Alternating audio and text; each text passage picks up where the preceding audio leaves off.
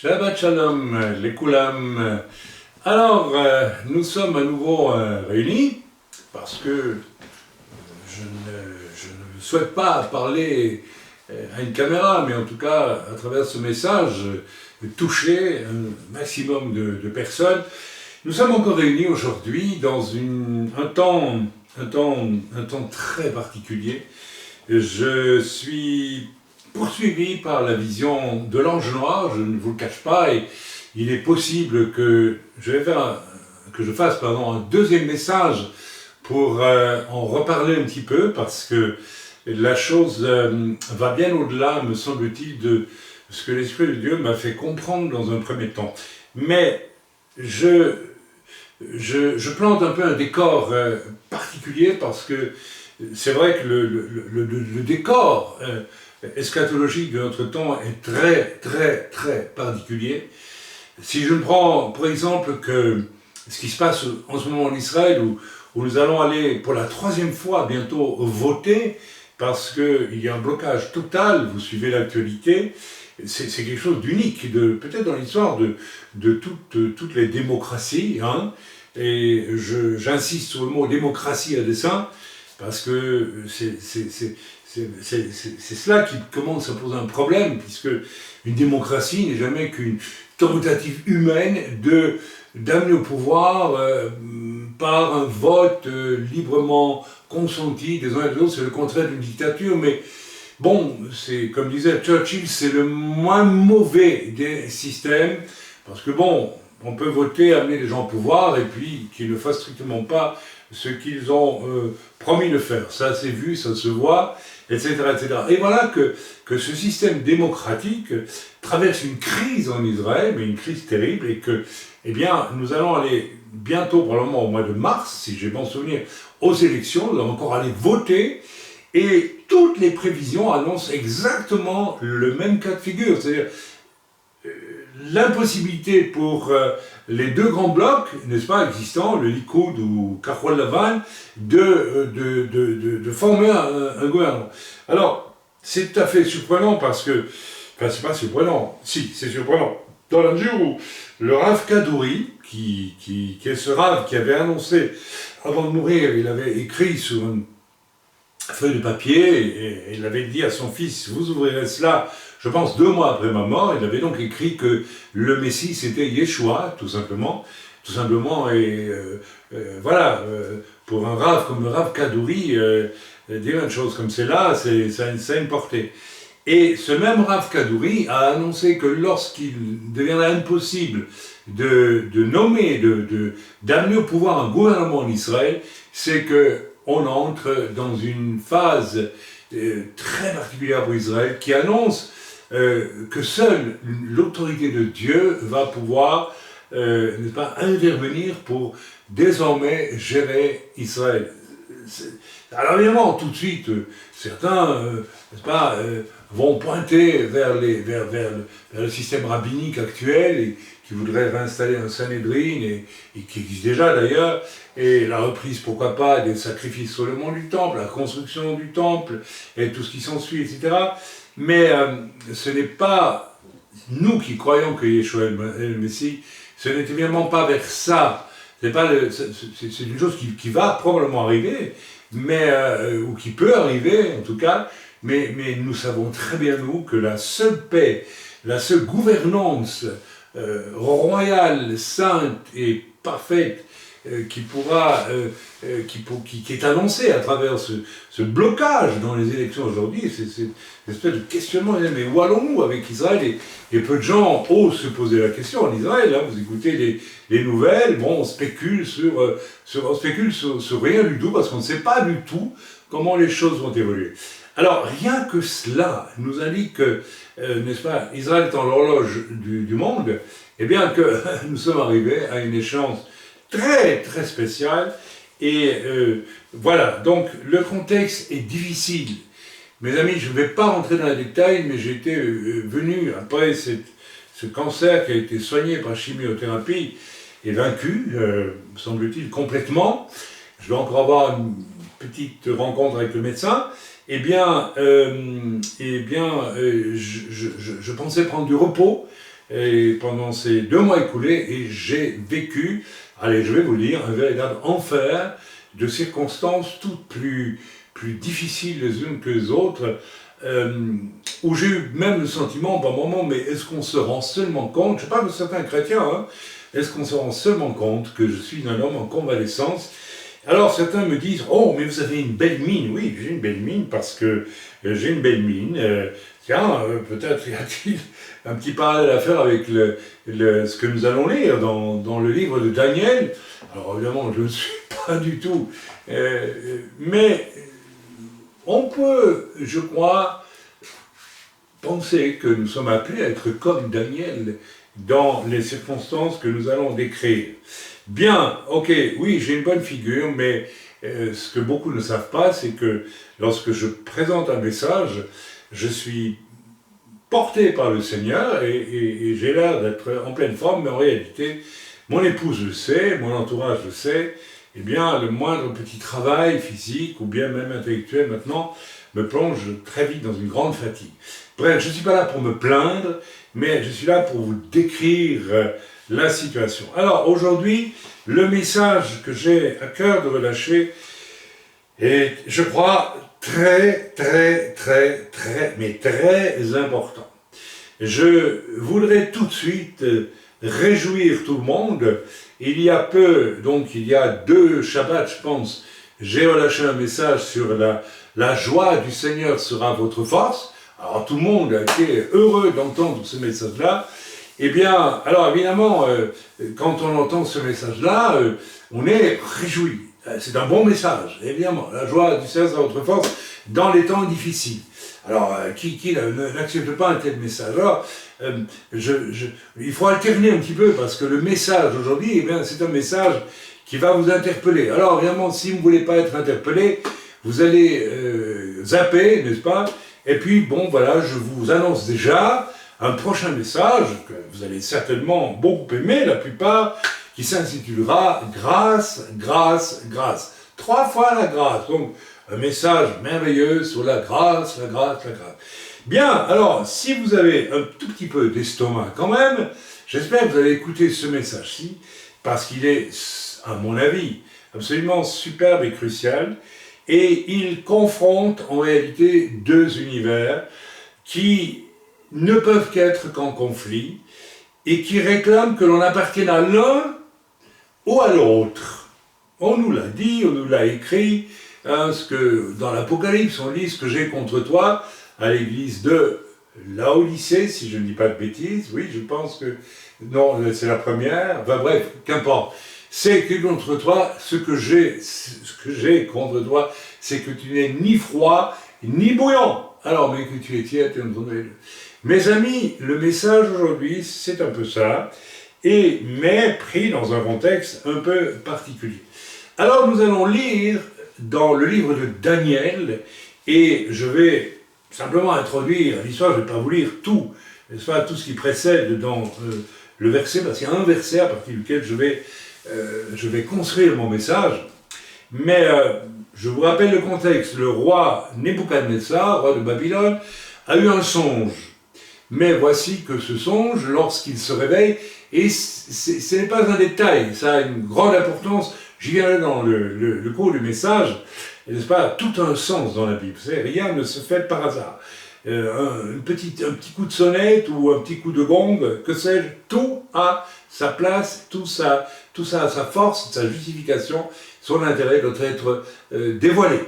Bien, alors on aime bien ce mot, le dévoilement, hein, c'est un mot très à la mode dans le milieu où l'on écoute, plus spécialement les rabbins, et en s'éloignant parfois de plus en plus du salut en Yeshua, ce qui est une véritable catastrophe et une erreur profonde. Parce qu'en fait, tout ce qu'on appelle le Tanakh nous renvoie à Yeshua constamment. Bref, je vous resitue le contexte. Donc, le roi de Babylone, Nebuchadnezzar, a eu un songe. Et voici que le matin, il a oublié son songe. Mais il se souvient qu'il a eu un songe, et ça le tourmente, Et il y a là quelque chose d'assez intéressant, parce que ça venait de Dieu, bien sûr, le songe. On va le voir dans quelques instants, mais pourtant Dieu ne lui laisse que le tourment du songe, mais il n'a pas droit à la mémoire du songe. Alors il va appeler ses devins, ses astrologues, enfin tout le toin-toin n'est-ce pas, de sa cour, de gens qui devinent, qui comprennent, qui interprètent. Et il va leur dire ceci, voilà, j'ai eu un songe, mais je l'ai oublié.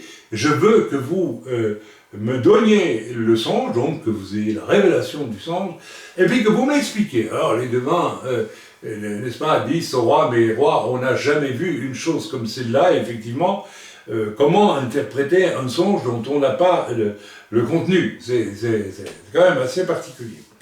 Et alors le roi se fâche, bien sûr, parce que c'est un tyran, hein, et il veut mettre à mort tous les devins, etc.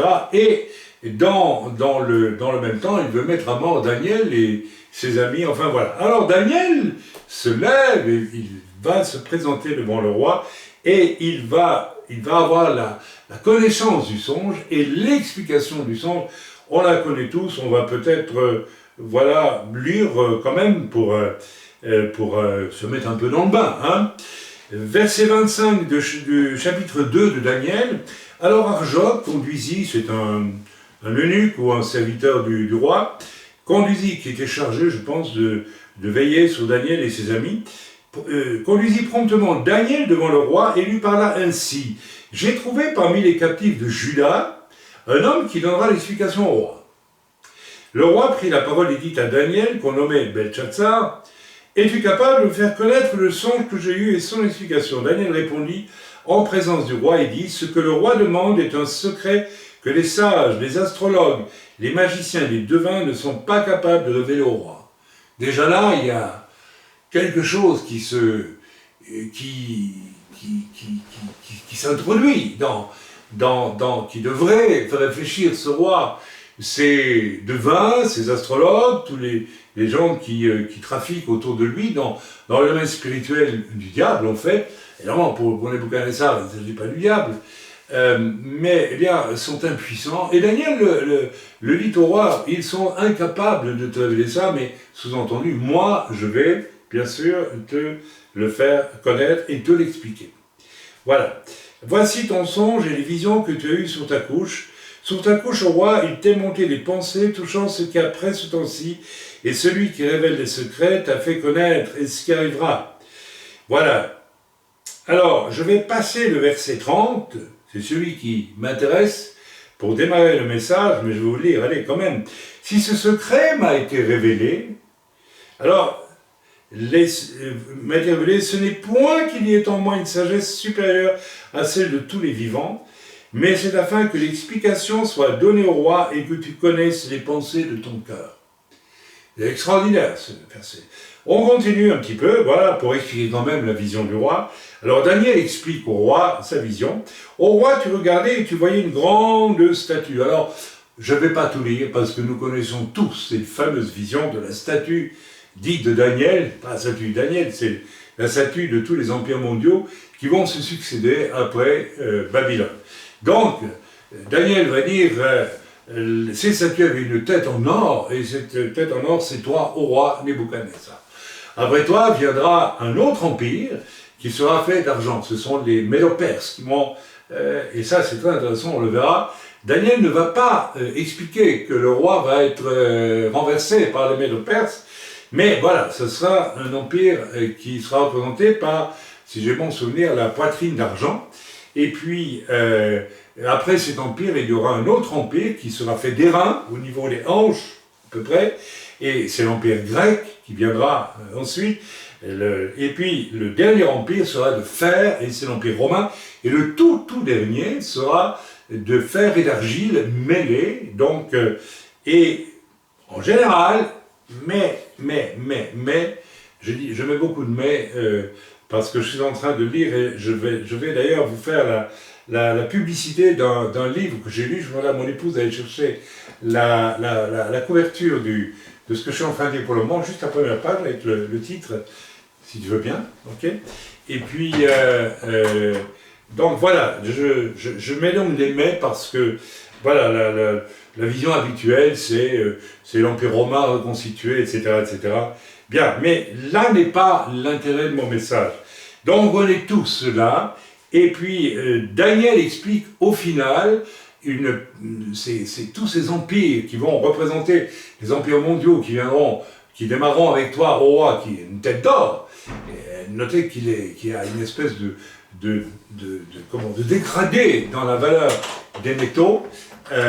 Oui, alors la publicité que je voulais faire sur, n'est-ce pas, ce dont j'étais en train de parler, l'interprétation des pieds d'argile et de fer, je l'ai trouvé, moi, très intéressant dans un livre que j'ai trouvé par hasard, c'est-à-dire que j'ai mis de l'ordre dans mes papiers, ce que je n'arrive jamais à faire depuis des années, puisque je voyage beaucoup, etc., je reçois du monde, je prie, et bon, bref.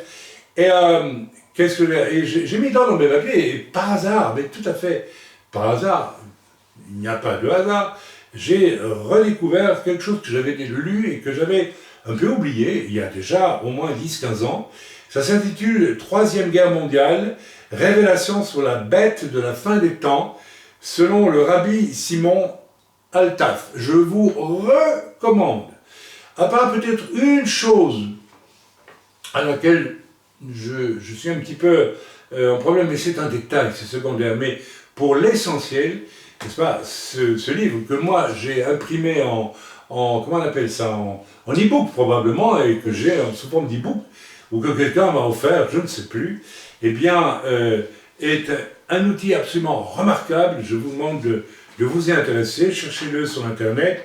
Et donc, il s'agit du rabbi Simon Altaf, qui est, si j'ai bien compris, un homme d'origine arabe, musulmane, converti, et qui a fait... Alors, vous voyez pourquoi est-ce qu'il se fait nommer rabbi? Eh bien, vous le découvrirez vous-même, et ça tient la route, cet homme est vraiment un homme, mais vraiment d'une grande force de connaissance et de bonne connaissance des Écritures. Et voilà, je vous recommande ce fameux livre, donc Troisième Guerre mondiale, révélation sur la bête de la fin des temps. Si vous le trouvez en tout cas, parce que moi je ne l'ai pas retrouvé sur Internet, mais peut-être serez-vous plus habile que moi et le trouverez-vous. Bien, on continue donc notre fameuse histoire de la vision de Daniel, du roi plutôt, puisqu'à la fin, n'est-ce pas, Daniel explique au roi qu'il voit une pierre venir du ciel et écraser les pieds de ces statues, qui évidemment vacillent et tombent et s'effondrent, ce qui est une image de la destruction de tous ces empires et de leur orgueil, et qui sont condamnés à... Alors, si le roi Nebuchadnezzar était comme nous qui sommes croyants, il est probable, mais on voit dans la parole de Dieu que ce ne sera pas du tout le cas. Il se serait focalisé sur la fin de cette statue, et il aurait compris qu'il y avait là quelque chose, puisque cette pierre qui va venir des cieux, et qui représente Yeshua HaMashiach, bien sûr, le Messie, qui va détruire la logique et l'autorité démoniaque et profondément corrompue et satanique de tous ces empires, et en réalité de tous les empires terrestres, quels qu'ils soient, n'est-ce pas? Eh bien, cette pierre à partir de cette pierre va venir un royaume qui va s'étendre, un royaume de paix sur toute la terre. Bien, alors voilà que Nebuchadnezzar a la chance d'entendre d'abord quelque chose que personne ne pouvait connaître, et que Dieu une vision que Dieu va lui faire voir, et puis il va l'oublier, et il va falloir que, alors je suppose, je n'en suis pas sûr, mais c'est pas écrit, mais que le roi lui-même a retrouvé le souvenir de son songe en écoutant Daniel le décrire. C'était absolument extraordinaire ce qui se passe là. Ça va très très loin, mes amis, ça va extrêmement loin, parce que c'est en train de nous dire que, très profondément, alors attention à ce que je vais vous dire, parce que c'est tout le message, très profondément, seulement l'œuvre que le Seigneur peut faire dans nos vies est digne d'être nommé, est digne d'être connu, d'être aimé, d'être suivi, en délaissant tout le reste, tout le reste. Or, je réalise qu'aujourd'hui, il y a une évolution extrêmement nocive, extrêmement néfaste, à savoir que des personnes qui prétendent être croyantes en Jésus, en Yeshua, appelez-le comme vous voulez, ou en Yehoshua, qu'importe, donne tous les signes d'un refus de laisser Dieu vraiment faire son œuvre dans leur vie. Et ils opposent à cela un besoin de construire du religieux qui finalement relève de l'univers de Nebuchadnezzar. Nebuchadnezzar, c'est un grand macho, mes amis. Et la plupart des empires qui vont suivre, n'est-ce pas, seront dirigés par d'hommes qui ne peuvent être que de grands machos. C'est-à-dire des gens qui ont un moi colossal et qui éprouvent le besoin au nom de Dieu, au nom des dieux, au nom de Dieu, disent-ils, de valoriser leur désir d'abord et avant tout. Et il me semble, dans ce que je vois arriver aujourd'hui parmi les croyants, qu'il y a de plus en plus de gens qui disent vouloir se convertir, mais qui en réalité ont complètement perdu de vue le fait que la conversion signifie que je ne suis d'abord pas digne de Dieu. La Bible dit, tous sont pécheurs et sont privés de la gloire de Dieu, mais apparemment ça ne veut plus rien dire le péché aujourd'hui. Chez certaines personnes, le péché ne veut plus rien dire. C'est bon, c'est embêtant, bon, on ne fera plus, on verra, mais bon, c'est pas si grave que ça. Oui, c'est ce qu'on entend. Il y a véritable, une apostasie aujourd'hui. Je ne vais pas vous décrire, mais vous le savez comme moi. Il y a un esprit de compromis qui fait qu'on ne reconnaît plus le péché et que l'on veut fabriquer une espèce de christianisme où se mélange quoi? Eh bien, le fer et l'argile, mes amis, c'est deux choses qui sont incompatibles. Le monde, ou bien la volonté propre de l'homme, et l'œuvre puissante et salvatrice et du Saint-Esprit qui est bloquée. Et voilà, donc, voilà, je suis en train de vous dévoiler quelque part déjà le message. J'espère que je vais arriver à vous le faire comprendre, à vous le faire passer. Alors revenons, si vous voulez bien, à ce verset 30, que je vais relire. Si ce secret m'a été révélé. Vous savez, Daniel prend la peine de le dire. N'oublions pas que le songe est donné au roi, il l'oublie, il demande à tous ses devins de lui rappeler quel est le songe et de l'interpréter. Bien sûr, ils n'en sont absolument pas capables. Et voilà que Daniel arrive. Daniel a la révélation du songe, et Daniel va l'interpréter en plus. Et Daniel, lui, aurait pu, alors attention, il aurait pu, mais il ne le fait pas, bien sûr. Il aurait pu dire, allez là, je suis costaud là, je suis quand même quelqu'un, moi, mais s'il avait fait cette chose, il aurait démontré qu'il n'était pas qu'il appartenait déjà au royaume de Nebuchadnezzar. C'est le même Nebuchadnezzar qui, n'est-ce pas, sera un jour transformé, n'est-ce pas, en animal, broutant l'air pendant 7 ans, si j'ai bon souvenir, c'est Nebuchadnezzar. Oui. Et, n'est-ce pas, qui, parce que son orgueil et son entêtement à valoriser le moi est tellement profond chez lui et tellement grand. Alors Daniel va prendre, et ça le révèle, va préciser ceci. Il aurait pu dans son cœur penser, je suis quand même, oh mon Dieu est grand, je suis quelqu'un d'extraordinaire, moi j'ai la révélation du son, j'ai son explication en plus. Alors là, le roi, je l'ai à la botte, là, hein, c'est fini, terminé. Non. Alors ça, ceci est très intéressant. Il dit, Daniel, si ce secret m'a été révélé, ce n'est point qu'il y ait en moi une sagesse supérieure à celle de tous les vivants, mais c'est afin que l'explication soit donnée au roi et que tu connaisses les pensées de ton cœur. Mes amis, dans ces paroles de Daniel, il y a... Qu'est-ce qu'il dit, Daniel? Il dit, je ne suis pas plus que n'importe quel humain sur la terre. Je suis rien, je suis juste... Mais si Dieu a voulu me révéler ces choses, c'est que l'explication te soit donnée au roi et que tu connaisses les pensées de ton cœur. Et que tu connaisses les pensées de ton cœur. Là, il y a une marque d'autorité qui surgit. Là, Daniel, sans prendre autorité sur le roi en tant que roi, mais il y a une parole d'autorité. C'est pour ton bien, c'est pour ton service. Alors là, il y a quelque chose absolument phénoménal et d'extraordinaire, et j'aimerais qu'on s'arrête un peu dessus, parce qu'on en est très loin aujourd'hui. On est exactement dans le mouvement inverse aujourd'hui, de plus en plus, et c'est un mouvement que je dénonce depuis très très longtemps, et que je vois toujours plus dans l'Église aujourd'hui, une espèce de... Enfin bref, nous allons rentrer un peu dans le message maintenant, à partir de cette parole de grande humilité qui débouche sur une autorité.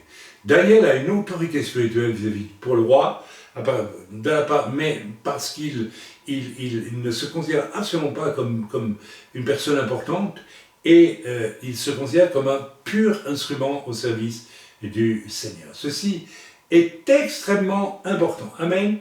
Alors, au verset 32, je vous ai lu déjà, dans le départ de la vision donnée au roi, et oublier, effacer la mémoire du roi. Alors, mes amis, qu'est-ce que ça signifie? Qu'est-ce que ça signifie lorsque une vision est donnée au roi, et que celle-ci se dissipe dans son esprit, au point qu'il est tourmenté, et voilà. Eh bien, tout simplement, c'est parce que la vision donnée au roi, n'est-ce pas, et dépasse de loin le roi. La preuve, nous l'avons, je vous l'ai résumé, cette vision, donc de la statue. Elle dépasse de loin le temps du roi, le roi et son temps, mais elle va concerner toute l'humanité à venir, et plus encore. Amen.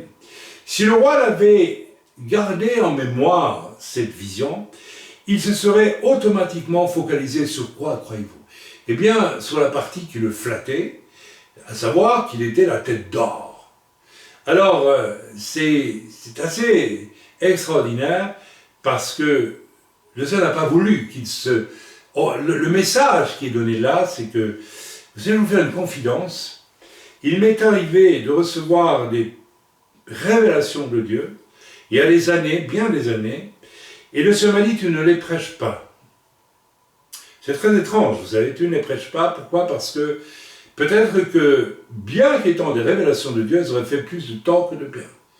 Dans le sens que certains s'en seraient emparés pour en faire je ne sais pas, pour faire des copies, des ersatz.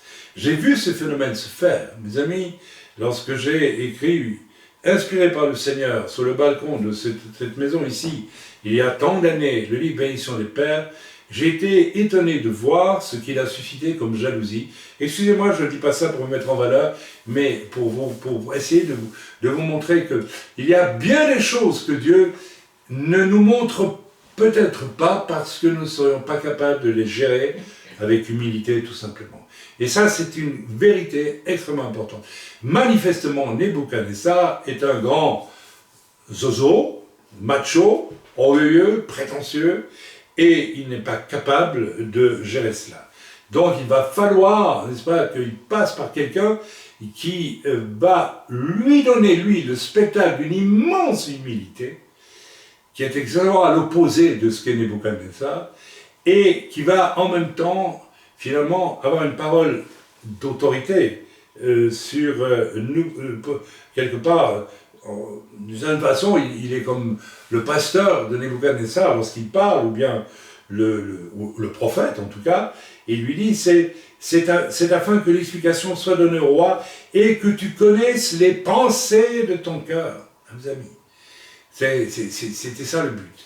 Mais je pense que Nebuchadnezzar n'a pas tenu compte du tout de ce que, n'est-ce pas, Daniel m'a dit. Ici, il y a une autre leçon, mes amis, ce à quoi j'assiste de plus en plus, c'est que les gens ne veulent pas tenir compte des avertissements qu'on leur donne. Vous avez des gens qui se convertissent, qui acceptent le Seigneur, et puis qui fabriquent leur propre religion. Et lorsque vous voulez juste un petit peu les interpeller, et il le faut, ils rejettent tout en bloc. C'est absolument invraisemblable. J'ai de plus en plus de sentiments très malsains, très agréables d'être une machine que certains veulent utiliser quelquefois lorsqu'ils me visitent ou me voient. Voilà, oui, il faut nous dire ce qu'on a envie d'entendre, et puis après, hop là, au revoir, je ne vous connais plus. Alors, c'est pas dit grossièrement comme ça, mais c'est ça en fait. Et cela se manifeste de plus en plus, et me fait penser à ce verset qui dit que les hommes, dans les temps de la fin, se choisiront des docteurs selon leurs désirs, ils ont les désirs de leur cœur.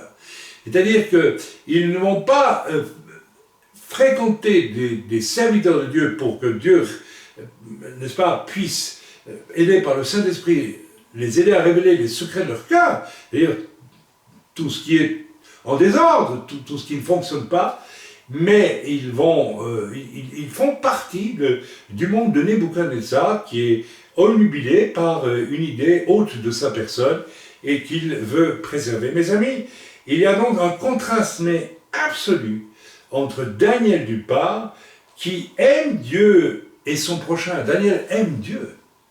Daniel aime Dieu. Il l'a prouvé quelque temps auparavant, il refuse les viandes probablement sacrifiées aux idoles du roi, le vin du roi, le pain, etc. Et il ne demande qu'à manger des légumes, ce qui est déjà un affront qu'il fait. Il prouve par là qu'il aime Dieu. Amen. Et il va le prouver tout au long de son ministère auprès du roi Nebuchadnezzar. Il y aura bientôt, vous le savez, le fameux épisode de la fournaise dans lequel il sera jeté avec ses amis, et parce qu'il refusera de, n'est-ce pas, s'agenouiller, d'adorer la statue d'or que le roi va fabriquer, Nebuchadnezzar va fabriquer. Mes amis, il y a donc quelque chose d'important ici, il faut absolument que nous saisissions. Est-ce que je fais partie vraiment de ceux qui aiment Dieu et veulent automatiquement apprendre à aimer leur prochain, ce qui est le cas de Daniel. Vous savez, Daniel, je veux dire, c'est par amour pour ce roi aussi, et par amour pour Dieu, par obéissance. L'obéissance à Dieu, en réalité, n'existe pas s'il n'y a pas d'amour pour Dieu. Ok? Donc il y a là déjà une dimension chrétienne, entre guillemets, n'est-ce pas, de la loi accomplie. Il aime Dieu et il lui obéit, et ça peut lui coûter très cher, mais il le fait quand même, pas de problème, et il aime son prochain. Vous ne trouvez rien dans le comportement de Daniel qui soit le contraire de l'amour pour le roi Nebuchadnezzar, pour tous les gens qui sont autour de lui, qui sont des ennemis. Rappelez-vous, c'est quand même ce Nebuchadnezzar qui les a emmenés en esclavage depuis Jérusalem. Hein, et c'était pas rose à l'époque.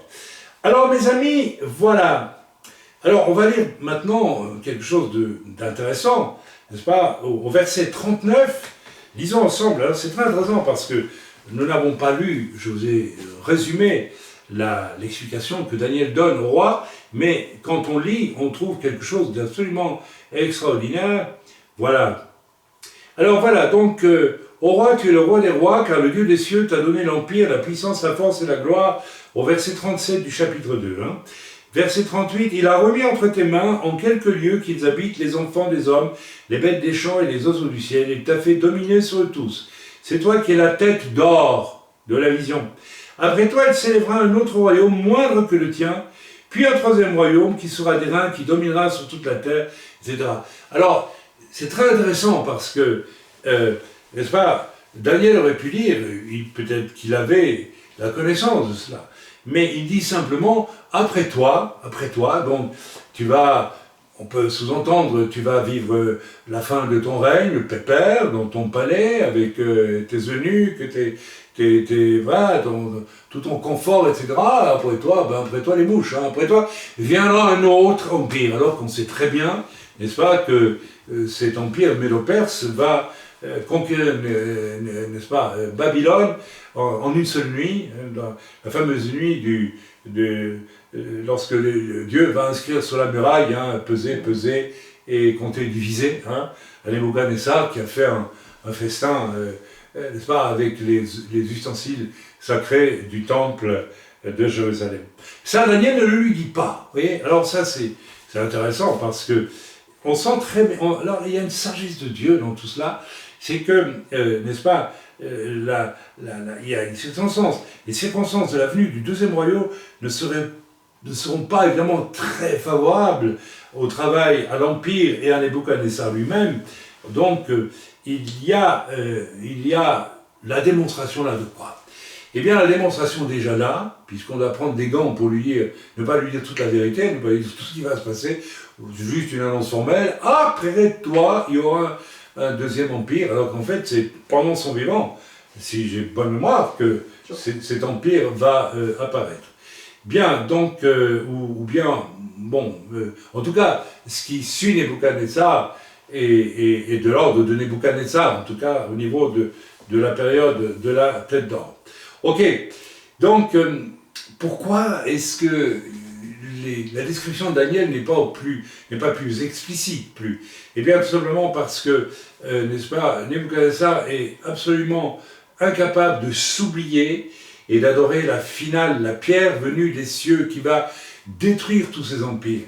En réalité, si Nebuchadnezzar avait eu un tant soit peu de sagesse, c'est-à-dire de se croire à ce point d'être démuni de cet orgueil qui fait qu'il se croit tellement important, d'autant plus qu'il a la tête d'or quand même, eh bien, il aurait porté son attention sur la finale. D'abord, il aurait vu, n'est-ce pas, qu'il y a il y a un changement d'empire en empire, de métal le plus noble, l'or, jusqu'au fer et à l'argile, s'il vous plaît. Donc il aurait pu comprendre que de toute façon, même son empire ne pouvait pas tenir face à celui qui viendrait à la fin, et ça aurait pu, n'est-ce pas, l'instruire. Et ça rejoignait les paroles de Daniel qui disait au roi, afin que tu connaisses les pensées de ton cœur. Mais quelles étaient les pensées de ton cœur? Avec la vision qui est donnée, n'est-ce pas, eh bien, les pensées du cœur du roi pourraient apparaître au grand jour, face à quelque chose qui viendrait, qui finalement le renie, le nie, l'annihile, n'est-ce pas? Il aurait pu commencer à avoir de la sagesse et devenir quelqu'un de plus humble, de plus modeste. Eh bien, il en est incapable. Et c'est pourquoi Daniel ne lui donne pas tous les détails de la disparition de son empire. Alors, voilà, est-ce que nous... Voilà, donc, revenons à Daniel maintenant, lisons au verset 30, nous l'avons déjà lu 2 ou 3 fois, ce qui apparaît chez Daniel, qui est clair, ce sont 3 choses. C'est une humilité, une intelligence et une sagesse extraordinaire. Une humilité car il sait que sa révélation vient de Dieu et il ne cherche pas pour une once dans cette affaire une gloire personnelle. Ça n'existe pas dans son cœur. Et nous allons voir dans quelques instants que la clé de cette attitude de cœur, c'est l'honnêteté, mes amis. Et je pense que c'est un des signes au travers desquels on peut savoir aussi si l'on est né de nouveau ou pas. Avons-nous scrupules, avons-nous mal-être, avons-nous malaise à l'idée qu'on nous porte très au nu ou un petit peu au nu lorsque nous manifestons quelque chose de pas habituel et qui vient du Seigneur. Alors là, il nous faut une grande honnêteté. Je pense que le mot honnêteté est le mot clé pour ce message, et le mot clé pour Daniel, c'est un être profondément honnête. Amen. C'est un fils de noble, c'est un prince, mes amis, et il sait, il est honnête, il est profondément honnête. Il sait que si Juda était déporté à Babylone, il sait, parce qu'il est honnête, que c'est parce que Juda a péché. Il est honnête. Il est là en déportation, il pourrait être malhonnête avec ce roi, fomenter, je ne sais pas moi, une révolte ou que sais-je, mais il ne le fait pas, parce qu'il est honnête. Il est un homme de l'honnêteté, un homme qui marche dans l'intégrité au niveau de toutes ses pensées. Ceci est extrêmement important. Et l'humilité accompagne toujours un homme honnête. A contrario, lorsqu'un homme n'est pas humble, et c'est quelque chose qui apparaît de plus en plus de manière effrayante aujourd'hui, je dis bien effrayante. Il y a des gens qui ont le cou gonflé aujourd'hui, je vous assure, et qui ne se prennent pas pour n'importe qui se permettent absolument n'importe qui. J'ai eu à voir, n'est-ce pas, pendant la réunion, personne, si elle se reconnaît dans le message, eh bien, qu'elle réfléchisse à sa condition, n'est-ce pas, à peine convertie, n'est-ce pas, donner des cours particuliers à son voisin, comme si elle était déjà un grand spécialiste de la parole de Dieu. C'est absolument hallucinant. Alors il y a des gens qui ne connaissent rien, mais qui se vivent comme connaissant déjà tout. Ça, c'est Nebuchadnezzar. C'est ça, Nebuchadnezzar. Je suis le roi, donc après moi, il n'y a personne. C'est tout. Je suis le roi. Et je vais faire une grande statue d'or, et vous allez tous vous mettre à plat ventre devant moi, parce que c'est moi, le roi, c'est moi qui suis. Mes amis, est-ce que vous commencez à comprendre la direction de ce message? À quel monde appartenez-vous? À quel monde appartiens-tu, mon frère, ma sœur? À quel univers appartiens-tu? Alors, l'humilité de Daniel est évidente. Il n'y a pas besoin de trop... elle est évidente. En plus, il est intelligent, car il sait que céder à la tentation de s'enorgueillir avec une vision comme celle-là, avec une révélation comme celle-là, finira un jour ou l'autre par faire de lui un pantin absolument ridicule. Parce que si vous vous permettez de croire que vous savez, et de faire croire aux autres que vous savez, alors que vous ne savez rien du tout, si vous voulez jouer au grand malin, eh bien, vous allez tout simplement, et c'est ce qui arrive, c'est ce que je vois faire quelquefois autour de moi maintenant, vous allez vous exposer, n'est-ce pas, à être absolument ridicule et être un pantin, tout simplement. La troisième qualité chez Daniel, c'est la sagesse. Il veut garder la faveur de Dieu en le servant et non en se servant lui-même. Il veut garder la faveur de Dieu parce qu'il connaît Dieu. Je pense que le problème de beaucoup de croyants aujourd'hui, qui veulent connaître Dieu, c'est qu'ils ne connaissent pas Dieu, parce qu'ils se connaissent bien trop eux-mêmes. C'est-à-dire qu'ils s'accordent tellement d'importance qu'ils ne s'en rendent même pas compte. Daniel va déclarer qu'il n'a pas une intelligence particulière. Ben, je veux dire que c'est faux, parce que Daniel est très intelligent, ça j'en suis convaincu, mais Daniel, ce qu'il dit ici, quand il dit qu'il n'a pas une intelligence particulière, il veut dire par là, en fait, tout au fond, il faudrait qu'on lise le texte en hébreu d'ailleurs, il veut certainement dire, n'est-ce pas, mais je ne m'appuie pas sur cette intelligence pour faire croire au roi que je sais. C'est, je ne sais pas si vous me suivez, mais c'est de taille, il y a là quelque chose d'une immense importance. Il n'y a pas un atome du moi, de l'ego, de l'orgueil, de la fierté, de quoi que ce soit, qui intervient. Daniel dit, je n'ai pas une intelligence particulière, je veux dire par là, je ne m'appuie pas sur mon intelligence. Vous savez, ça rejoint le discours de Paul qui dit, avant j'étais au pied de Gamaliel, etc., j'étais un homme intelligent, j'étais un homme zélé pour la loi, etc., etc. Aujourd'hui, tout ça m'est balayeur. Je ne m'appuie plus sur ces choses, mais je m'appuie sur quoi? Bien tout simplement sur le roi HaKodesh, sur l'Esprit de Dieu, mes amis. C'est la raison pour laquelle de moins en moins de gens aujourd'hui sont sensibles à l'Esprit, n'est-ce pas? Tellement ils sont sensibles à leur chair, tout simplement. Et voilà, donc, on peut se poser la question, est-ce que c'est la même chose aujourd'hui que du temps de Daniel? Bien, nous voyons en tant d'endroits que les manifestations dites de dons spirituels, vrais ou faux, construisent en fait des idoles ministérielles en main Dieu. Et ici, je voudrais vraiment insister sur une chose. Je n'ai pas envie de focaliser tellement sur les serviteurs. J'ai envie de focaliser sur tout un public qui fait des serviteurs des demi-dieux, mes amis, des idoles, des Nebuchadnezzar, parce qu'en fait, nombreux sont ceux qui, dans les publics, qui courent après tous ces ministères, eh bien, des ministères spectaculaires, eh bien, sont des Nebuchadnezzar en puissance, qui cherchent leur propre loi, qui rêvent, qui espèrent qu'ils vont accéder. Alors, bien sûr, ils sont les premiers à aller dans les réunions où ils vont donner tout ce qui leur reste pour, n'est-ce pas, avec l'espoir d'être bénis financièrement. En réalité, le vrai but qu'ils poursuivent, c'est d'être un jour à la place de l'autre, là, sur l'estrade, pour faire la même chose, et d'en ramasser plein. Oui, absolument. Il y a quelque chose d'extrêmement malsain qui court aujourd'hui dans notre monde évangélique et qu'il faut absolument dénoncer. En tant d'endroits, il y a cette espèce d'idolâtrie des ministères, et alors il y a aussi des ministères qui s'en rendent compte et qui quittent, qui dénoncent la chose, qui dénoncent le fait qu'on a fait de les idoles, il y en a, et qui quittent ce terrain. Pour ma part, j'ai été confronté plusieurs fois dans mon ministère, j'ai 71 ans, et il y a quand même 35 ans que je sers le Seigneur, j'ai été confronté au moins à 3 reprises, je crois, à ce qui aurait pu être un démarrage sur les chapeaux de roue d'une idolâtrie, et faire de moi une espèce de vedette, n'est-ce pas, et j'ai refusé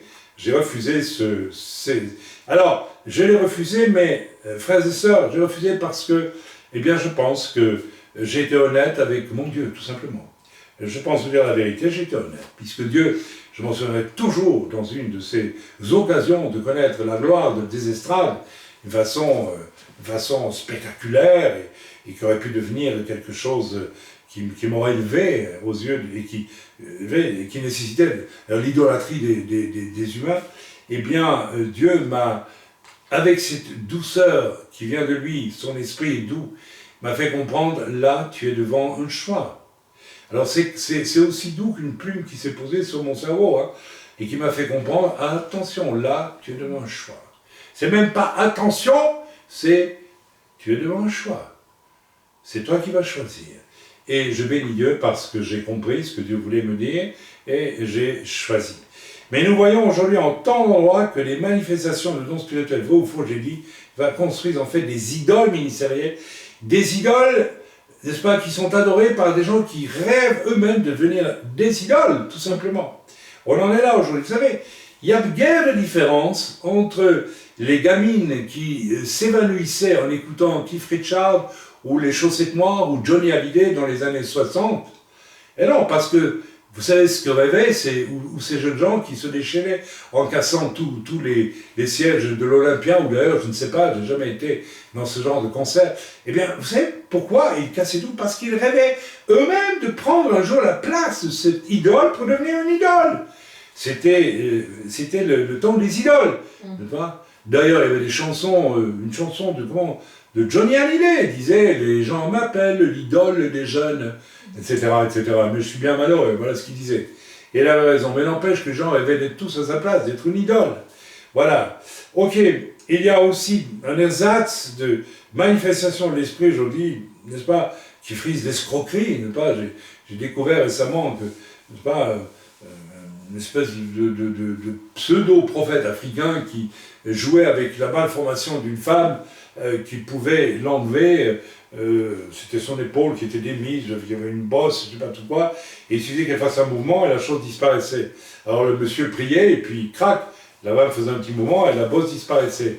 Alors le problème c'est qu'on a retrouvé la même femme avec le même problème, la même bosse, 5 ou 6 fois, 10 fois, et là c'est que tout le monde s'est rendu compte que l'escroquerie était flagrante. Mes amis, en fait, plus ce ministère est tiré vers le spectacle, et là écoutez-moi bien ce que je veux dire, et plus il n'y a en fait plus de vraies manifestations de Dieu.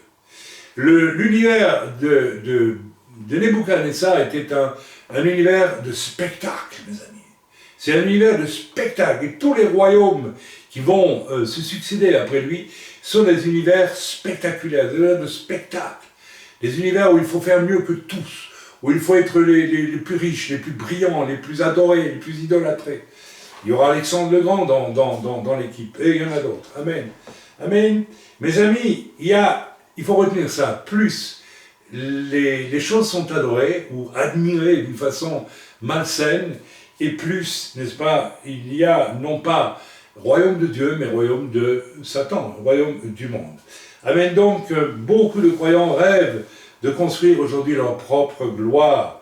Voilà. Sans attirer l'attention sur mon ministère, mais absolument pas, et sur tant d'autres, parce que je ne suis pas le seul à avoir connu cela, je suis frappé de voir que les œuvres les plus glorieuses manifestées durant 35 ans au ministère, et j'en ai connu, et des vraiment spectaculaires, mais elles ont été loin des estrades, loin de la publicité, et de toutes, lorsqu'elles ont été vécues.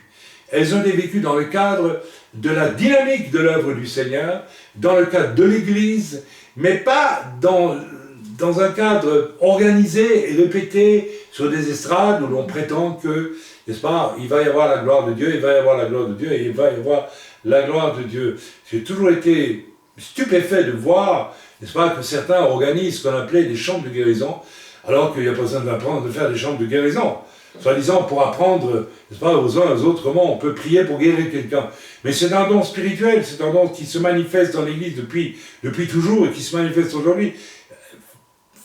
Alors, vous voyez, il y a là un jeu subtil pour attirer l'attention sur quoi? Sur un don qu'on va prétendre pouvoir vous transmettre contre contre espèces sonnantes, et bien sonnantes d'ailleurs, la plupart du temps. Mes amis, tout ça, ce sont des choses extrêmement dangereuses qui font partie de l'univers de Nebuchadnezzar et qui prétendent être celles de l'Église. Amen. Il en est ainsi pour des centaines et des milliers de chrétiens anonymes. Je viens de parler d'œuvres glorieuses manifestées. C'est pas, j'ai eu des témoignages en Afrique, en Amérique du Sud, un peu partout, je suis allé en Russie, de choses extraordinaires qui se sont passées dans la vie de croyants simples qui n'ont jamais mis un pied sur l'estrade, même pour prêcher. Alors lisons dans Hébreux au chapitre 2, à partir du verset 2, 3 et 4, lisons ensemble, n'est-ce pas, ce qui est écrit là, parce qu'il faut quand même rappeler certaines choses. Donc, vous commencez à comprendre que si nous voulons vraiment vivre des choses glorieuses avec Dieu, eh bien, nous devons nous éloigner de tout ce qui flatte notre ego. Et malheureusement, le piège est lourd. Et vous verrez que vous rencontrerez, je l'ai rencontré, des croyants qui aimeraient que vous donniez, n'est-ce pas, que vous donniez dans ce piège du super ministère, parce qu'au fond, ce qu'ils veulent, c'est du spectacle, et c'est l'espoir d'accéder aussi au super ministère, un jour ou l'autre, à l'idole, à la statue de Daniel, littéralement, à la tête d'or de la statue de Daniel. Alors lisons dans Hébreux au chapitre 2, versets 2, 3 et 4, si vous voulez bien. « Car si la parole annoncée par des anges a eu son effet, et si toute transgression et toute désobéissance ont reçu une juste rétribution, comment échapperons-nous en négligeant un si grand salut ?» C'est Paul qui parle ici. « Le salut annoncé d'abord par le Seigneur nous a été confirmé par ceux qui l'ont entendu. » Le salut nous a été confirmé par ceux qui l'ont entendu. Dieu appuyant leur témoignage par des signes, des prodiges et divers miracles et par des dons du Saint-Esprit distribués selon sa volonté. Il est question ici, donc non pas de ministère, il est question de tout le monde. Le salut annoncé d'abord par le Seigneur lui-même, Yeshua, et par sa mort et sa résurrection, Amen, eh bien, a été confirmé par ceux qui l'ont entendu. Qui a entendu? Juste les apôtres? Les évangélistes? Les prophètes? Tous. Non, tout le monde, tous les chrétiens qui étaient à Jérusalem l'ont entendu. Et tous ceux qui ensuite ont entendu la bonne nouvelle évangile. Et c'est à eux que Dieu va donner, n'est-ce pas, va appuyer leur témoignage par des signes, des prodiges et des miracles et des dons du Saint-Esprit distribués selon sa volonté, selon la volonté de Dieu, mes amis. On est ici, on est dans le monde de Daniel, mes amis, ici. J'espère que vous commencez à faire la différence. On n'est pas dans le monde de Nebuchadnezzar. Beaucoup de chrétiens aujourd'hui, et de serviteurs et de chrétiens vivent dans une idolâtrie du ministère, une idolâtrie d'eux-mêmes, devant le désir d'accéder à quelque chose qui les hisse très haut. Ils risquent tout simplement que le Seigneur, lorsqu'ils se présenteront devant eux, leur dise « Retirez-vous de moi, je ne vous ai jamais connu. » Est-ce que je suis clair, mes amis? On ne peut pas l'être plus que cela. Alors, lisons aussi Jean 3, versets 1 à 8. Parce que là, c'est encore une démonstration un peu plus puissante de ce que rien ne se fait sans l'Esprit de Dieu, et tout ce que l'on veut construire pour sa propre gloire, eh bien, conduit non pas, et je le maintiens, non pas à être visité par le Saint-Esprit et de manifester des dons spirituels, mais on finira par, n'est-ce pas, manifester des faux dons spirituels. De la même façon que Nebuchadnezzar avait des devins, des astrologues, des sorciers, des tout ce que vous voulez autour de lui. Alors mes amis, attention, oui, je prends garde à ce que je dis. Il y a de la sorcellerie chrétienne aujourd'hui, avec des imitations de dons qui ne sont plus rien d'autre que des imitations de dons. C'est le monde, c'est des gens qui, professant Yeshua HaMashiach comme sauveur, professant de prêcher l'évangile, en fait, sont rentrés dans le monde de Nebuchadnezzar et ne s'en rendent peut-être même pas compte. Si vous êtes sur ce chemin, sortez de là, sortez de Babylone. Sors de Babylone, mon peuple, dit le Seigneur, sortez de Babylone. C'est quelque chose qui se passera effectivement un jour dans la suite des temps, parce que beaucoup de chrétiens sont dans Babylone physiquement aujourd'hui. Alors je ne vais pas situer Babylone, ce n'est pas le sujet je crois que c'est l'Arabie Saoudite tout simplement aujourd'hui, et tout ce que ça génère autour, n'est-ce pas? Mais aujourd'hui le Seigneur te dit, si tu es sur ce chemin, eh bien, de construire avec les outils de Nebuchadnezzar, n'est-ce pas, quelque chose qui satisfait ton orgueil, eh bien, sors de là, sors de Babylone avant qu'il ne soit trop tard. Lisons maintenant dans Jean 3, au verset 1-8, du verset 1-8, c'est cet admirable passage, absolument admirable. J'espère que vous allez en tirer la leçon qu'il faut retirer tout de suite, sans que j'aille à commenter beaucoup, parce que c'est tellement évident, c'est tellement fort. Chapitre 3, verset 1-8. Mais il y eut un homme d'entre les pharisiens, nommé Nicodème, un chef des Juifs, qui vint, lui, auprès de Yeshua de nuit et lui dit, « Rabbi, nous savons que tu es un docteur venu de Dieu. » Notez qu'au passage, il a beaucoup d'humilité, ce rabbi. C'est pas mal. Car personne ne peut faire ces miracles que tu fais si Dieu n'est avec lui. Ici, il y a une conviction que les miracles qui sont faits par Yeshua sont vraiment de vrais miracles venus de Dieu.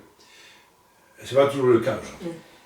Jésus lui répondit, en vérité, je te le dis, si un homme ne naît de nouveau, et voilà, nous y sommes, la nouvelle naissance.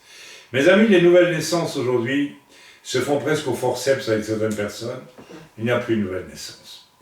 Ce n'est plus lieu, vous savez, je connais un homme, il va peut-être se reconnaître dans le message, eh bien c'est très bien qu'il réfléchisse, qui veut suivre les hommes. Alors tantôt c'est l'un, tantôt c'est l'autre. Et jamais je n'entends dans son discours la marque de Dieu qui lui a parlé. Parce que cet homme a l'occasion de naître de nouveau, mais refuse de naître de nouveau. Il veut naître de nouveau à condition que soient satisfaites ses passions, ses désirs, ses caprices, sa volonté, sa pensée concernant tout, la parole de Dieu, etc. J'ai rencontré plusieurs personnes comme cela aujourd'hui, qui font que lorsque vous êtes en face d'elles, non seulement elles vous demandent de l'aide, mais en même temps elles vous font savoir qu'elles savent déjà tout. J'ai eu plusieurs cas ces temps-ci. Et j'ai dû mettre l'eau là, avec une personne qui est passée ici il n'y a pas très longtemps, parce que c'était absolument épouvantable. Je me retrouvais presque dans la situation d'être un minable qui devait, n'est-ce pas, écouter n'est-ce pas, les discours absolument appuyés et forts. N'est-ce pas, on ne pouvait poser aucune question à cette personne sur ses conceptions. N'est-ce pas? Oh, elle venait pour obtenir de l'aide. Alors, vous savez, comment vous aidez quelqu'un qui vous dit que vous êtes un idiot? Moi, je ne sais pas comment on fait. C'est très compliqué. C'est extrêmement compliqué. Imaginez-vous que vous ayez un problème, une douleur, vous avez trouvé le médecin, et vous commencez pendant une demi-heure à lui faire un cours de médecine, pour bien lui montrer que c'est un imbécile. Et puis vous lui demandez, bon maintenant vous me soignez s'il vous plaît. Vous savez, qu'est-ce que vous voulez qu'il vous dise? Vous voulez, écoutez, cher monsieur, je ne peux rien faire pour vous. Hein? Alors vous pouvez aussi aller voir 2 médecins à la fois. Et puis voilà, dire bon bref, vous m'avez compris, n'est-ce pas? Alors lisons ensemble. En vérité, je te dis, si un homme ne naît de nouveau, il ne peut voir le royaume de Dieu. Il ne peut voir le royaume de Dieu. Amen. Nicodème lui dit, comment un homme peut-il naître quand il est vieux?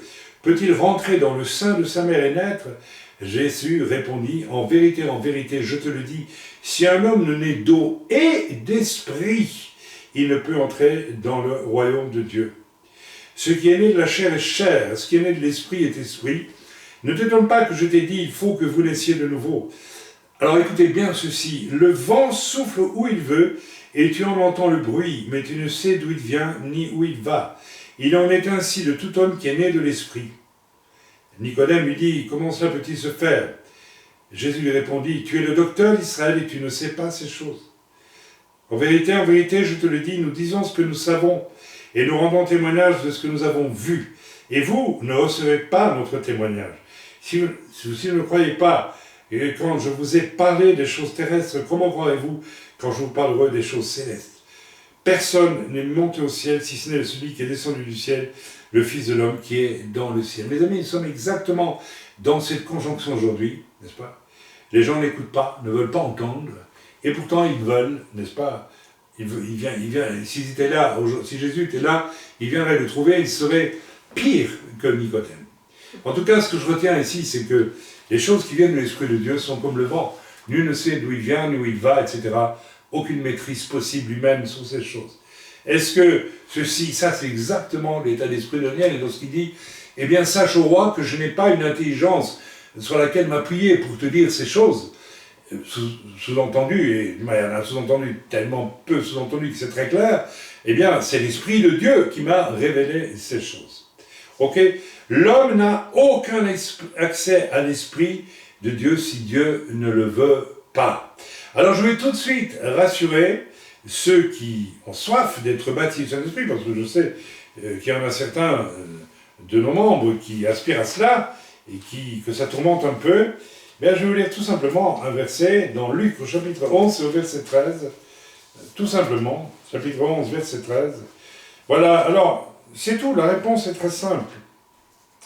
Voilà. Si donc, méchant comme vous l'êtes, j'espère que je ne me suis pas trompé dans mon choix de verset, vous savez donner de bonnes choses à vos enfants, à combien plus forte raison le Père Céleste donnera-t-il le Saint-Esprit à ceux qui le lui demandent. Alors, écoutez, la parole de Dieu est très claire. Si vous aimez Dieu honnêtement, et que vous lui demandez même en silence dans votre cœur, il vous donnera le Saint-Esprit.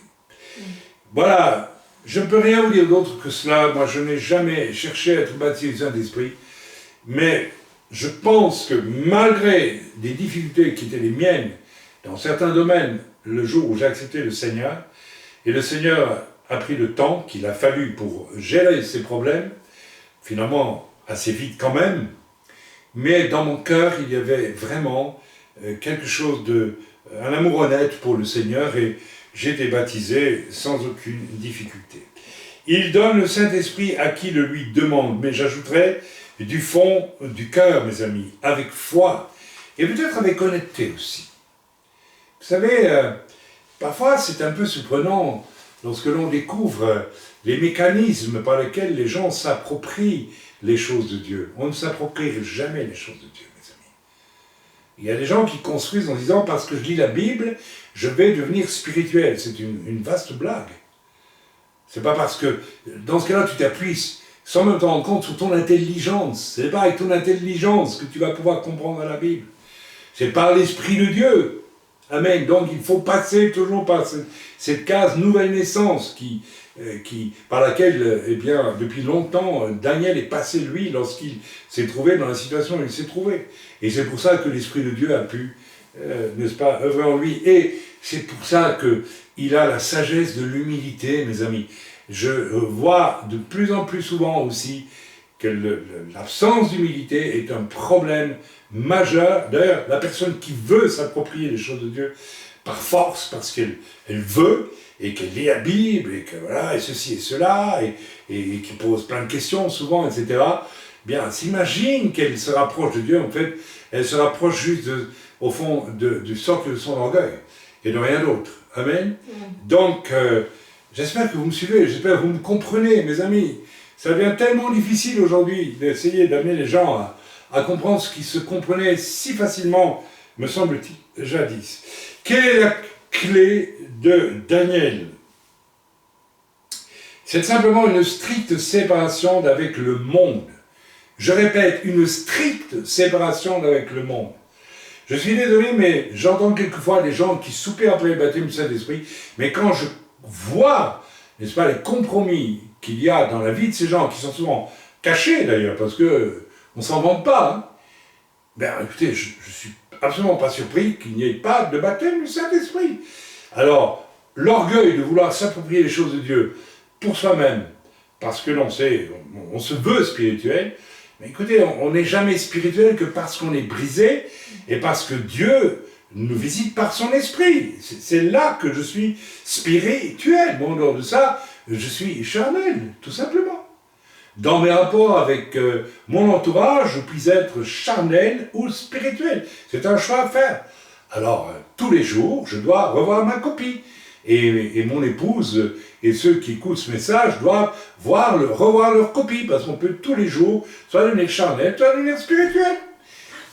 Et voilà, c'est un choix. La nouvelle naissance, c'est pas une fois et puis ça y est, coup de baguette magique, je suis un nouveau. Non, ça va bien au-delà de ça. Il y a aussi le compromis. Dans la vie de Daniel, il n'y a pas de compromis. Il refuse de manger les viandes du roi. Il aurait pu les manger. Il aurait pu avoir la foi pour les manger.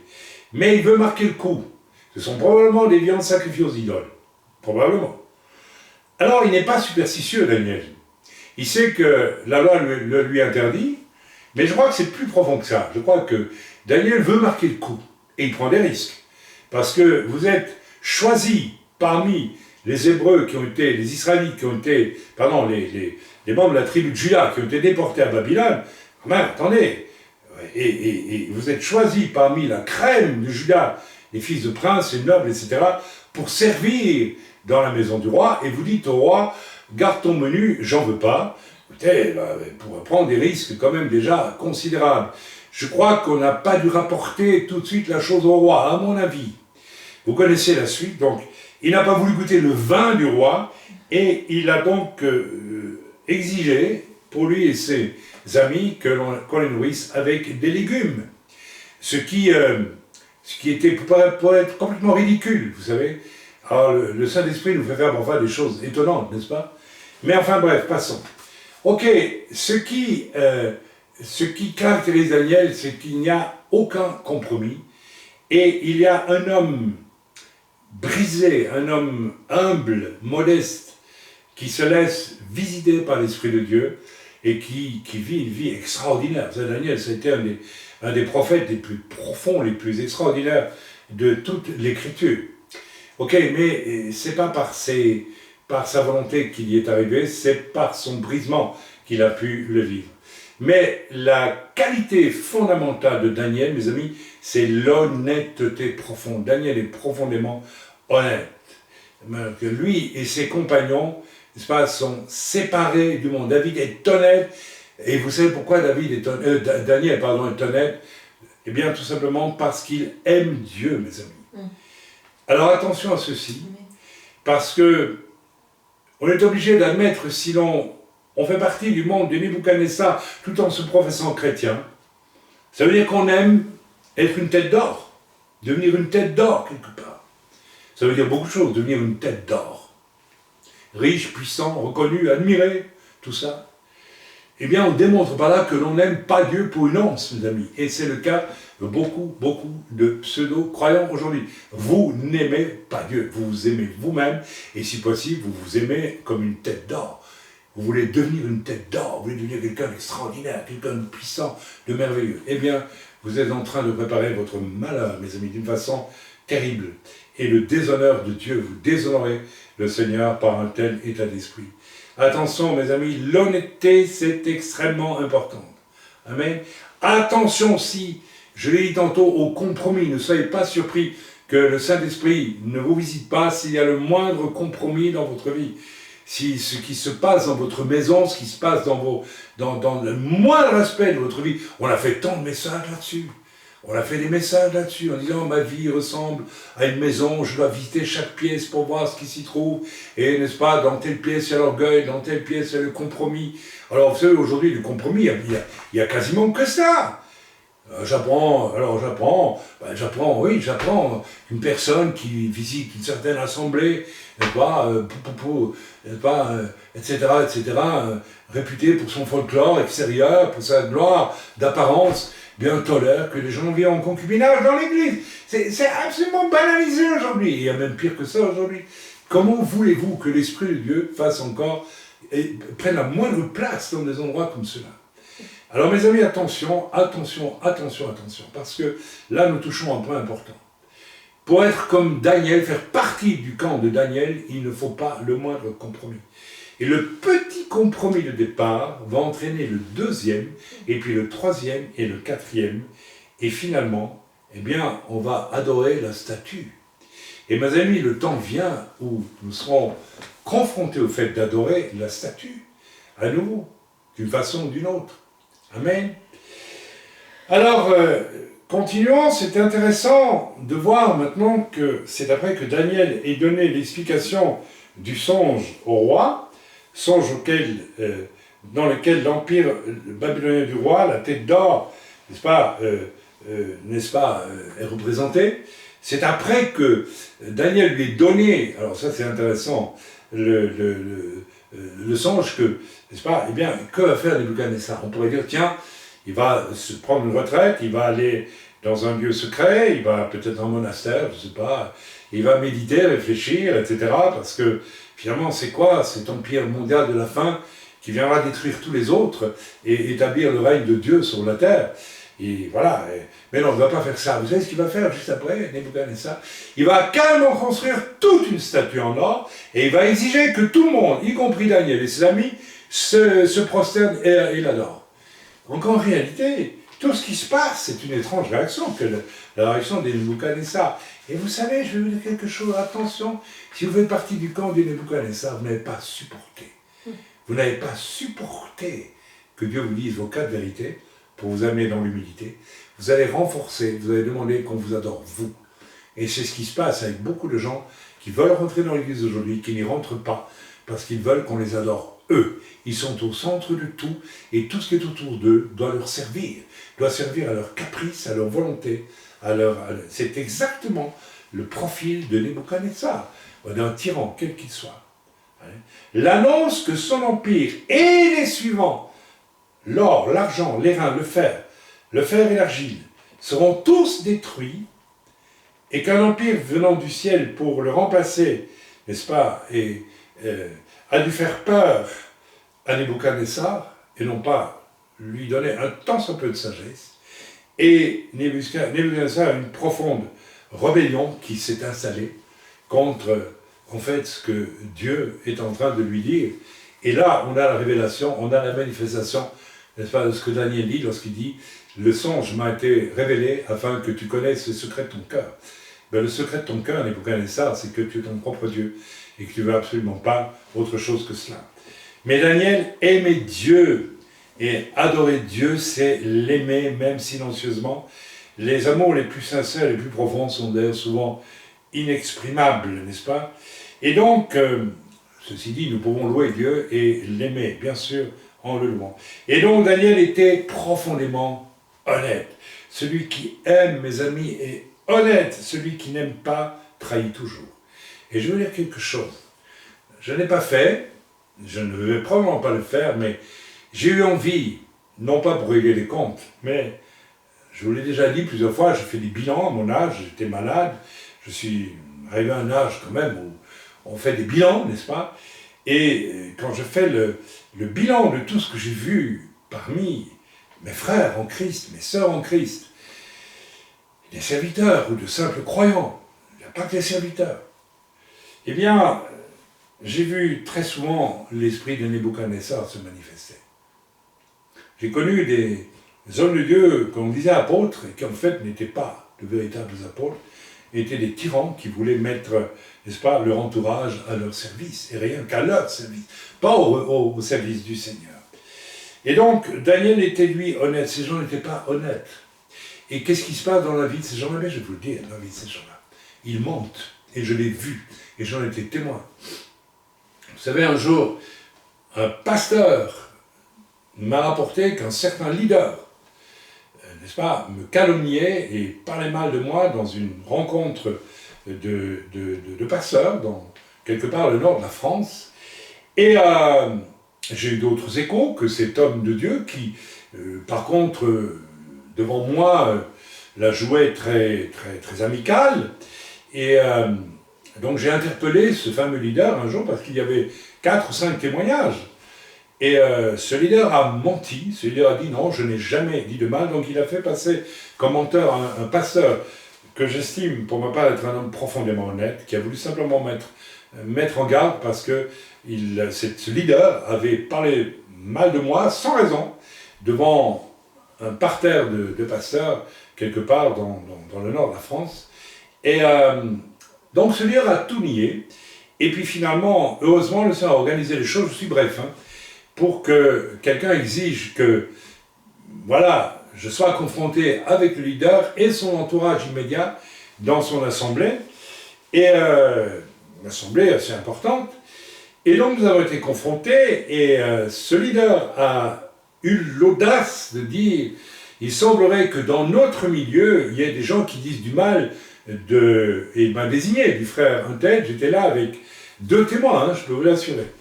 Et on a fait le tour de toute l'assemblée, il y avait là une dizaine de personnes, des serviteurs, des anciens, de tout, qui ont tous nié, dire du mal de moi. Certains étaient même franchement des amis. Et puis la chose est revenue vers le leader qui, devant tout le monde, a dit « Ben oui, finalement, oui, je dois bien admettre, c'est moi qui dis du mal. » Donc cet homme était un menteur et espérait en plus, ça c'est le signe d'une tyrannie, mes amis, d'une profonde corruption. Cet homme espérait que quelqu'un se mouille pour lui. Alors ça, on est dans quel univers avec des choses comme celle-là? Ces choses existent, mes amis. Il y a des tribunaux ecclésiastiques qui sont construits par certains qui rêvent de vous détruire, mes amis, et qui savent s'y prendre, hein, j'aime autant vous dire. Alors, voilà, qui convoquent des faux témoins, d'ailleurs, des gens qui n'ont rien vu, mais qui disent qu'ils savent que, etc., etc. Exactement comme on l'a fait du Seigneur. Mes amis, vous commencez à voir qu'on appartient soit au monde de Nebuchadnezzar, le tyran qui est prêt à toutes les corruptions, ou bien on fait partie vraiment du monde de Daniel.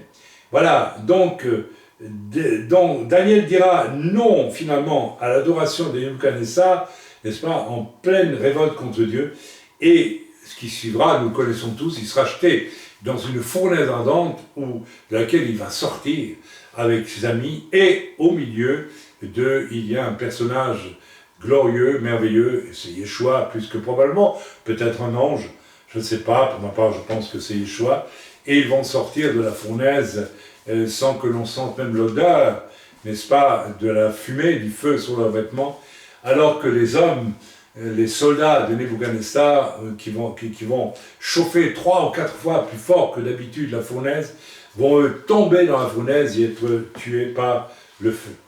Mes amis, il se pourrait bien que prochainement, et c'est un peu le sens de la vision de Jésus avec l'ange noir, que nous soyons bientôt amenés à passer par une fournaise. Alors, sortirons-nous, nous, de cette fournaise intacte? Je vous pose la question parce que c'est quand même extrêmement important. Donc je reviens, à mon avis, à la condition qui va me permettre de peut-être vivre cette expérience de la fournaise dans laquelle je peux être jeté, qui est précédé aussi du refus d'adorer. Parce que l'Antéchrist vient et il va vouloir qu'on l'adore. Et on prie notre vie. Pour plusieurs, pas tout le monde, mais beaucoup quand même. Passerons-nous le cap? Ou bien nous inclinerons-nous et adorerons-nous l'Antéchrist qui sera plus que probablement, à mon avis, musulman? Voilà, je le pense, avec le Rabbi Aklaf, donc je vous recommande vraiment la lecture. Ok, alors qu'est-ce qui a permis à Daniel de refuser, de s'incliner devant, n'est-ce pas, l'idolâtrie de ce personnage monstrueux qui était Nebuchadnezzar?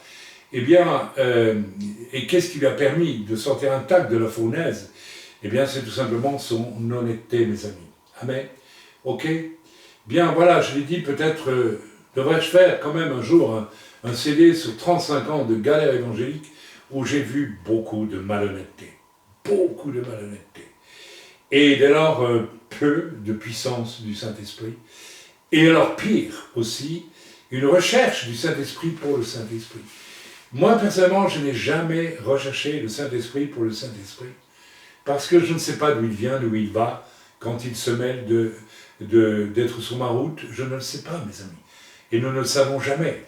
Et c'est beaucoup mieux d'être dans ces dispositions comme Daniel, de laisser le Seigneur nous visiter. Je me rappellerai toujours, à une époque, j'étais invité dans une grosse assemblée en France, on disait, alors, tu es un prophète. Bon, ok. Je suis un prophète. D'accord, ok. Alors évidemment, quand j'arrivais dans l'assemblée, le pasteur venait me chercher à la gare et me disait, ah ben tout le monde t'attend, hein, parce que tout le monde attend le prophète. Je dis, attends, je ne fabrique pas des prophéties comme on fabrique des peanuts, moi, je suis... tu me choques, là. Je n'ai reçu aucune prophétie. Par contre, j'ai reçu de prêcher un message qui dit ceci, qui dit cela. Alors, si pendant le message, je reçois une prophétie, on verra, mais ne me dis pas d'avance qu'il faut que j'exerce le ministère prophétique. Amen. Mais est-ce que nous sommes d'accord avec ces choses? L'honnêteté, je souhaitais Ce jour-là, j'étais honnête avec ce pasteur, que j'aimais beaucoup d'ailleurs, et qui était comme un père spirituel pour moi. Enfin, j'aurais aimé qu'il le soit. Il ne l'a pas été vraiment. Et simplement, j'étais honnête, mes amis. J'ai dit, ah non, tu ne peux pas me provoquer à prophétiser pour te faire plaisir. Ce serait malhonnête, je ne le ferai pas. Amen. Donc, n'est-ce pas, voilà. Donc, nous allons peut-être lire ensemble quelque chose d'un peu choquant. Jude, alors c'est donc Jude, donc la lettre de Jude, ou la lettre, attendez, il faut que j'y aille, parce que j'ai toujours cette Bible qui colle. Alors c'est choquant parce que ça semble ne pas correspondre à des chrétiens, ce qui va être lu ici. Si mon épouse le trouve, elle peut me passer sa Bible parce que... Ah ben voilà, je l'ai ici. C'est donc l'épître qui est juste avant l'Apocalypse. Ok, alors Jude, nous lisons ensemble. C'est une épître assez sévère, de 11 à 19. Voilà. Malheur à eux, car ils ont suivi... Non, attendez, je vais peut-être remonter un peu plus haut. Je crois que c'est tout à fait d'actualité. Voilà, malgré cela, ces hommes dont il parle d'hommes corrompus, aussi entraînés par leur rêverie, souillent. Pareillement, leur chair méprise l'autorité et injurie les gloires. Injurier les gloires, mes amis, c'est notamment injurier Satan, au lieu que moi, Satan, pas de problème avec ça. Pas de problème. J'ai entendu ça, à la bouche d'un chrétien. Moi, je suis costaud, j'ai pas de problème avec Satan. Je peux regarder n'importe quoi, ça ne me fait rien.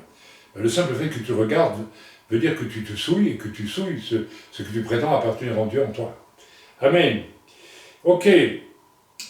Or l'archange Michael, lorsqu'il contestait avec le diable et lui disputait le corps de Moshe, n'osa pas poser contre lui un jugement injurieux, mais il dit que le Seigneur te réprime. Eux, au contraire, ils parlent d'une manière injurieuse de ce qu'ils ignorent, et ils se corrompent dans ce qu'ils savent naturellement comme les brutes.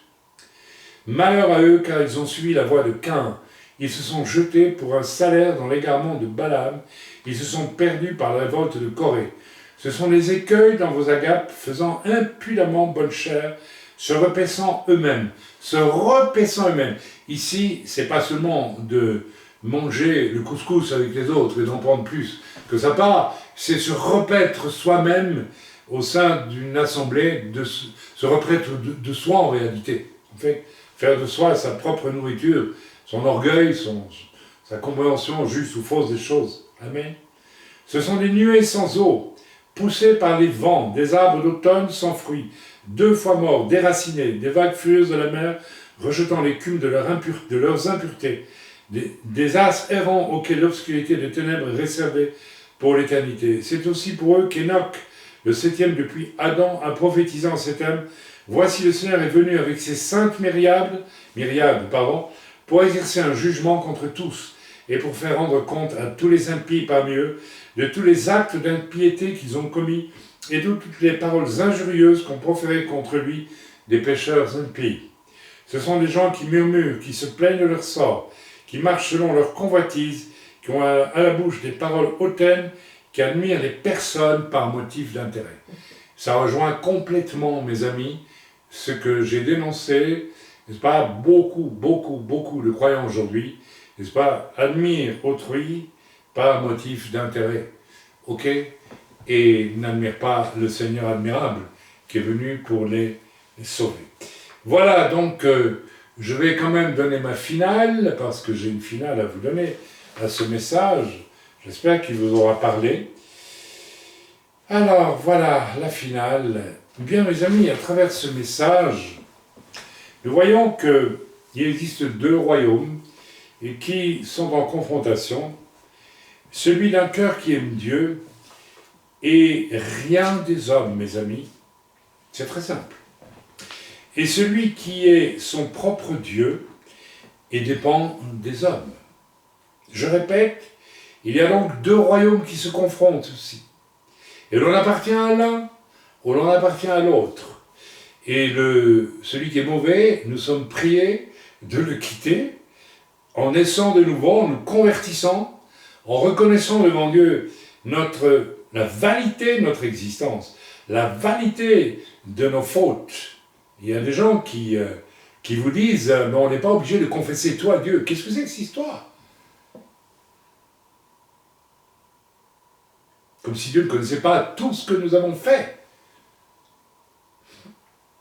Mais il convient de se repentir de tout devant Dieu.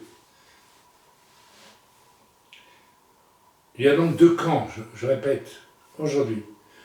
Celui qui aime Dieu et rien des hommes, donc rien de lui-même. Et celui qui est son propre Dieu et dépendra toujours des hommes. Amen. Alors mes amis, je le répète, et peut-être nous pourrons prier là, à l'instant, pendant que nous terminons ce message. Peut-être souhaitez-vous passer d'un royaume à un autre royaume, du royaume de Nebuchadnezzar, dans lequel il se trouve beaucoup qui pourtant se disent chrétiens, au royaume de Daniel, cet homme humble, intelligent et sage, mais qui est circoncis de cœur quelque part.